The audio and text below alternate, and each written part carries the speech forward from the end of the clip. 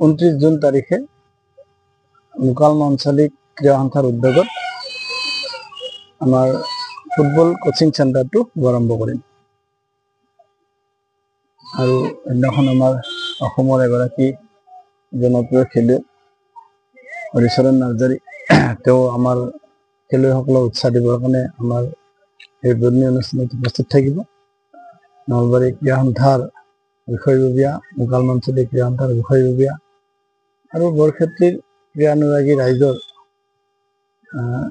সহযোগত আমি মুকালমা আঞ্চলিক ক্ৰীড়া সন্থাই ফুটবল একাডেমিটো বহুত দিনৰ আমাৰ পৰিকল্পনা আছিল।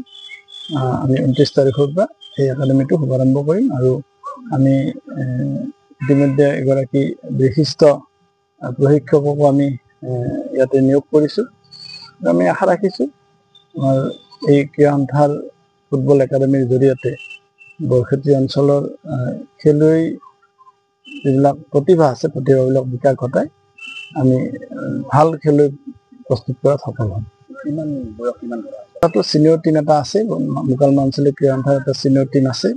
সেই টিমটো ৰেগুলাৰ প্ৰেক্টিচ, প্ৰশিক্ষণ আৰু আমি 12 বছৰৰ পৰা 22 বছৰলৈকে এই বয়সৰ ভিতৰত থকা সকলো মানে যিখিনি খেলুৱৈ আছে তাক আমি বাছনি কৰি প্ৰতিভাসম্পন্ন খেলুৱৈখিনিক যাতে আমি আৰু আগুৱাই লৈ যাব পাৰোঁ তাৰ লক্ষ্য লৈ আমি এই প্ৰশিক্ষণ কেন্দ্ৰটো মুকলি কৰাৰ কাৰণে সিদ্ধান্ত লৈছোঁ।